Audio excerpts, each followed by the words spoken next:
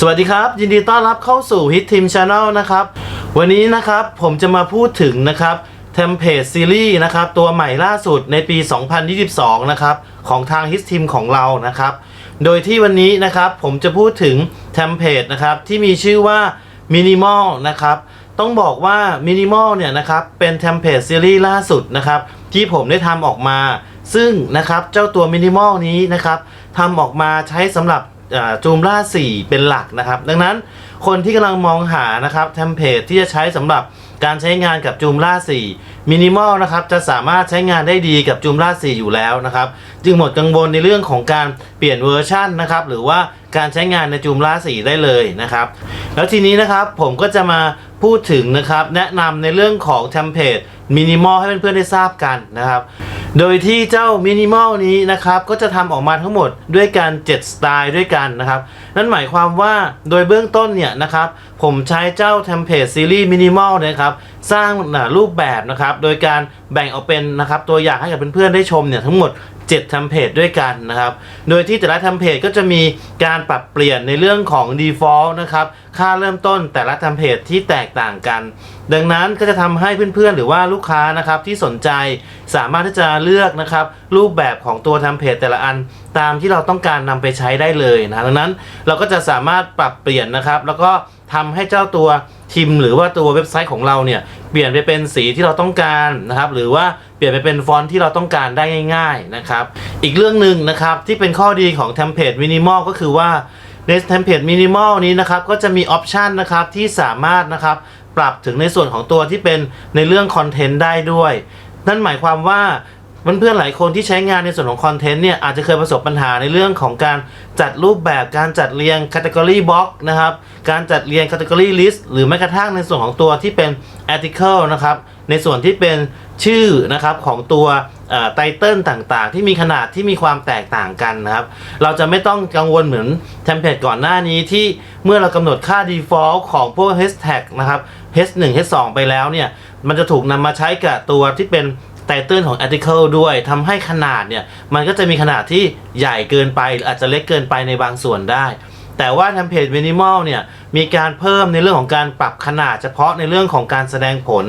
แบบที่เป็น Category Box นะครับแล้วก็แบบที่เป็น Category List ให้ด้วยดังนั้นเพื่อนๆสามารถปรับขนาดชื่อไตเติลนะครับให้เล็กลงก็ได้นะครับปรับขนาดในเรื่องของการจัดแสดงรูปภาพนะครับ Article การจัดเรียงแบบ1คอลัมน์หรือ2คอลัมน์ได้โดยที่อาจจะใช้รูปแค่ครึ่งหนึ่งนะครับข้อความหรืออินโทรอีกครึ่งหนึ่งก็ได้นะเพราะว่าก่อนหน้านี้เนี่ยเมื่อเราจัดเรียงแบบ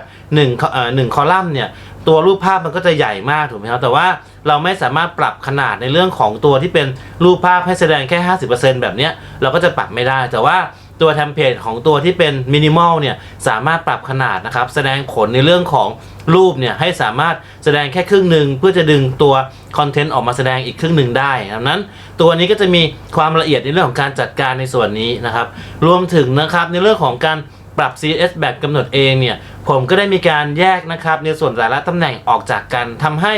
เวลาเพื่อนๆนะครับทำการปรับ CSS แบบกำหนดเองเนี่ยก็จะเข้าใจง่ายขึ้นว่าแต่ละตำแหน่งเนี่ยเราวางในเรื่องของ CSS ที่เราเคยวางเอาไว้เนี่ยอยู่ในส่วนไหนนะครับไม่ใช่ว่าเรียงกันลงมาทั้งหมดโดยที่เราไม่รู้ว่ามันคือส่วนไหนของคอลัมน์ที่เราทำการปรับอยู่นะครับหรือแม้กระทั่งในเรื่องของตัวที่เป็น responsive เองนะครับผมก็มีการแยกตามขนาด device นะครับไว้ให้3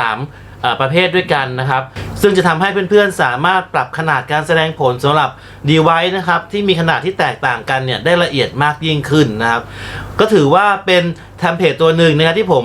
มีการเพิ่มเติมนะครับรายละเอียดคร่าวๆนะครับรวมถึงแต่ละตำแหน่งนะครับตัวคอลัมน์ของเขาเนี่ยก็สามารถปรับได้ละเอียดมากยิ่งขึ้นนะครับโดยที่นะครับเจ้าซีรีส์มินิมอลตัวนี้นะครับเพื่อนๆสามารถนำไปติดตั้งนะครับโดยใช้ตัวที่เป็น Quick Start ก็จะได้ในส่วนของตัวที่เป็นเหมือนตัวอย่างเลยนะครับโดยที่ไม่ต้องมาติดตั้งในเรื่องของ Extension เพิ่มเติมแล้วนะครับรวมถึงจะมีข้อมูลเดโมนะครับที่อยู่ตามหน้าต่างๆสร้างไว้ให้เรียบร้อยแล้วสามารถที่จะเข้าไปปรับนะครับแก้ไขนะครับแล้วก็เปลี่ยนเป็นข้อมูลจริงของเพื่อนๆหรือว่าลูกค้าได้อีกทีหนึ่งนะครับถือว่าเจ้าตัวซีรีส์ในเรื่องของตัวมินิมอลเนี่ยตอบโจทย์ในเรื่องของการทำงานกับจูมล่า4นะครับได้สะดวกมากยิ่งขึ้นนะครับแล้วก็ยังเหมือนเดิมนะครับในเรื่องของ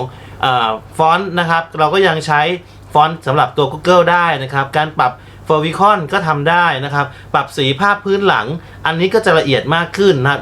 เมื่อก่อนอาจจะมีแค่ในส่วนของตัวที่เป็นบอดี้หรือว่าสีภาพพื้นหลังของตัวเว็บไซต์อย่างเดียวแต่ว่าเจ้าตัว Minimal เนี่ยสามารถเลือกใช้ทั้งสีนะครับรูปภาพนะครับหรือจะไม่ใช้รูปภาพก็ได้เกือบทุกคอลัมน์ในหน้าแรกของตัวที่เป็นเทมเพลตได้เลยดังนั้นเราก็จะมีความหลากหลายในการจัดองค์ประกอบที่เพื่อนๆได้เห็นแล้วนะครับในส่วนของตัวเดโม7แบบที่ผมได้ลงไว้ในเว็บไซต์ HitTeam นั่นเองนะครับโอเคครับสำหรับวันนี้ก็จะมาพูดถึงนะครับแนะนำคร่าวๆก่อนนะครับสำหรับตัวเทมเพลตซีรีส์ Minimal ให้กับเพื่อนๆได้ทราบกันนะครับลืมอีกอย่างหนึ่งนะครับเจ้าเทมเพลตซีรีส์ Minimal นี้นะครับถ้าเพื่อนๆหรือว่าลูกค้าสนใจเนี่ยนะครับสามารถไปดูรายละเอียดได้ที่เว็บไซต์ทีมของเรานะครับโดยที่เว็บคิดนะครับราคาของเจ้าเทมเพลตซีรีส์ Minimal นี้นะครับอยู่ที่